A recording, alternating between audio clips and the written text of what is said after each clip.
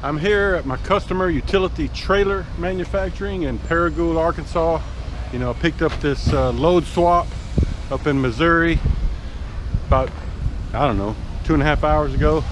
Just wanted to show it to you. It had the two lumber tarps on it because it's so long. You had to have the lumber tarps to be able to cover it. See, it sticks out about 1 foot in the front and a couple of feet in the back. And it's got like 8 4-inch straps and maybe 1 2-inch strap in the back. But it's just a bunch of like stainless steel, I don't know, material they use to make trailers. So there it is. That's probably some trailer frames. Anyway, kind of a look at the place. But yeah, I've already had to put up 2 canvas tarps, you know, that were draped over the ends to keep the tarps from tearing, and then the 2 big tarps. So now I got to get all the straps off. All right, more later.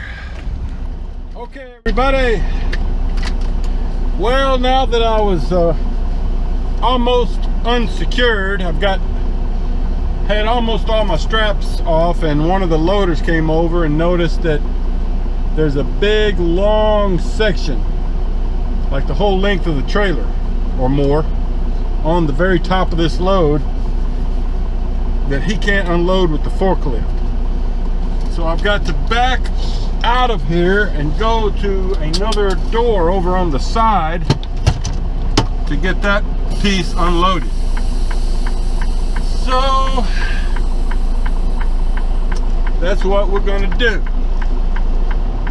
I've delivered here a couple times in the past and always gotten unloaded here. So this will be a new experience.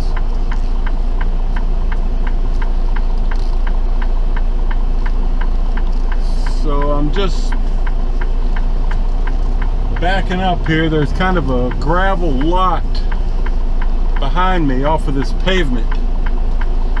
I'm gonna just kind of back up in that direction and then make the turn.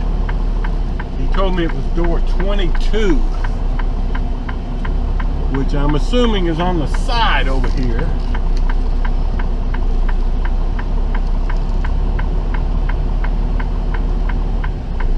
But we'll see in a minute.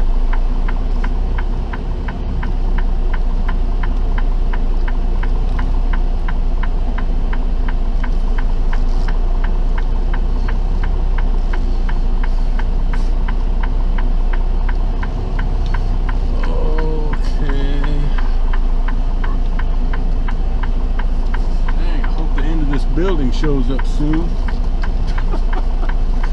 Golly.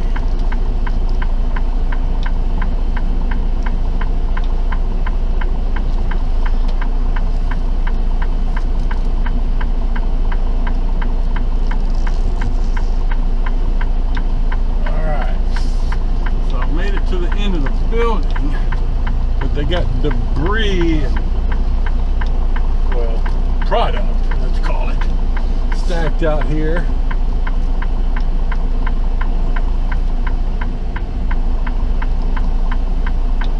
Okay,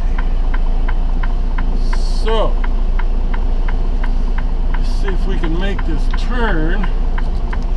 I've only got 2 straps left on the load just to kind of keep it partially secured. Shouldn't go anywhere. I mean, I'm just creeping around the lot. So let's go find door 22.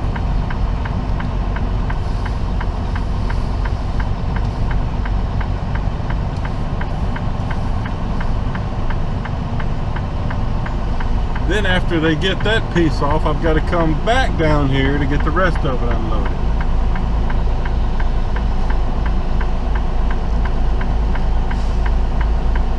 And I'm assuming I'm going to have to back into this door and not pull through.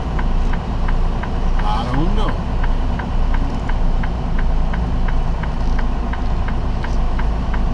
Oh, it's a pretty good sized place.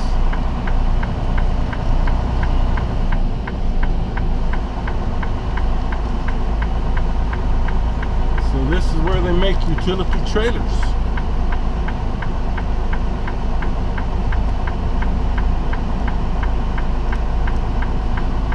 Okay, I think this door down here to the left where that forklift is 22.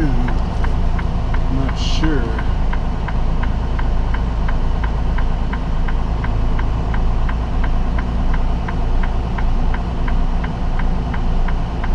No, that's 27. Oh, gee. Alright. Guess I'm gonna have to go a ways further. Well, I'll get back to you in a minute. Well, guys, since I last talked to you, they made me pull. I had to loop back around and park over there and wait about 30 minutes to back into this door, and now I'm hoping to get unloaded with the top part. I'm just hoping once I get around back I don't end up on getting stalled anymore on the lunch break. So see that long piece on top? That's what they have to get off here. I don't see anybody. I hope they haven't already gone to lunch, or this is gonna be really crappy. But you see how tight it was to get in here, you know, because they got all this stuff laying down here on the side. And it's dark, you know, when you're backing into these places, so you have to really take it easy and watch what you're doing. Well, there's no telling how long this might take now.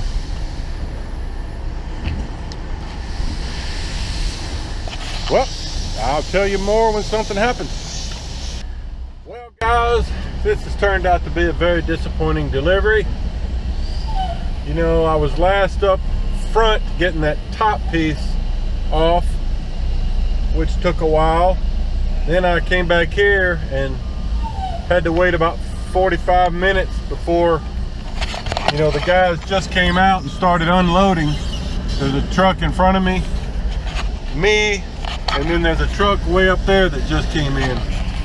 So here's my guy unloading me, and there's a TMC truck up ahead.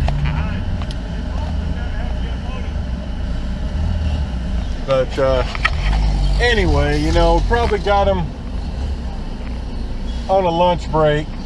So I've been here for over 2 hours now. It's kind of ruined what I thought would happen, you know, because I had enough time to get from here to Fort Smith, which is what my fleet manager had told me was the plan yesterday. But now I don't even have time to get to Fort Smith unless I use some PC. So I'm anxious to see if that's what they want to do with me now. So here comes another truck behind me, just pulling in. So I won't be able to get out till he moves. Ah!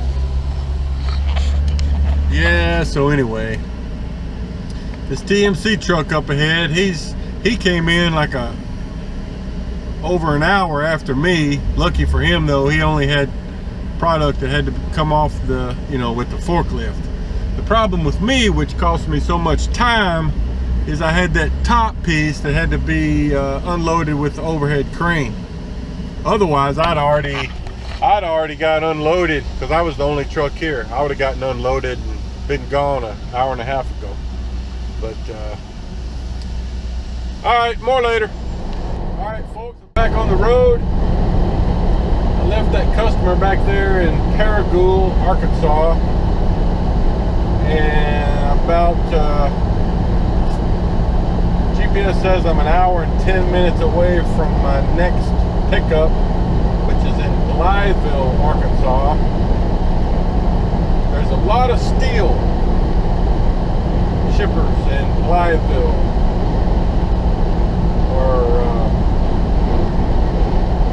it's really not in Blytheville, it's just kind of out in the middle of nowhere, but it's near Blytheville.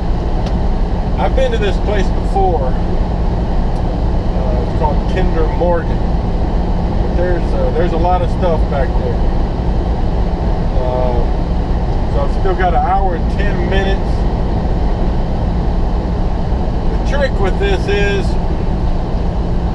you know, yesterday when I got that swap load assigned to me, the fleet manager said that after I made that delivery, which I just did half an hour ago, that they'd probably send me to Fort Smith. So I was thinking, well, that's doable. I would have time to get to Fort Smith, get a load there, and come back home without much time to spare. But now they've given me this load to pick up in Blytheville and deliver it tomorrow in Van Buren, Arkansas, which is just a few miles from Fort Smith. Problem is, I only have 9 hours left on my 70-hour clock. So after I've got over an hour still to get to the shipper. So by the time I get to the shipper, I'll have less than 8 hours on my clock. So the math just doesn't work there. You know, there's definitely not enough time for me, even if I go to the shipper here in Blytheville and go off my clock. You know, it could take, you know, I've been to this place before. I mean, I could be out of there in an hour and a half, or it could take 3.5 hours. Who knows? But point is, there's not enough time for me to go pick up this load and get it delivered tomorrow. Or I might, if I'm lucky, could get it delivered, but there's definitely not enough time to get reloaded and then head back to North Little Rock and get home with a load for next week. So I don't know. You know, I called the fleet manager, kind of made sure he knew what was going on and saw what I was doing. And I told him, I said, look, I don't have enough time to see this whole thing through. Just giving you a heads up. He said to call him after I get loaded. And so I'm thinking, you know,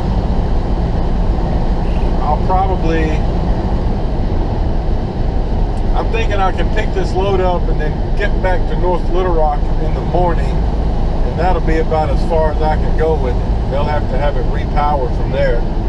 Either that or just have me deliver it next Tuesday if the customer will allow it. I don't know, we'll see. Just kind of giving you an update. Well, we're going into Kennett, Missouri. I believe that's where Sheryl Crow is from. I think. All right, more later. Well, guys, right after I shut the camera off just then, I got a message popped up on my tablet. I listened to it, and they basically said that they've changed my delivery appointment on that order I was just talking about, picking up in Blytheville, delivering in Van Buren. They've changed it to Tuesday morning. So, wonderful. Now I don't have to stress out. I'll just go pick up the load, camp out somewhere tonight, get home in the morning, and deliver this thing Tuesday, and then probably go to Fort Smith, get a good long haul from there. Excellent.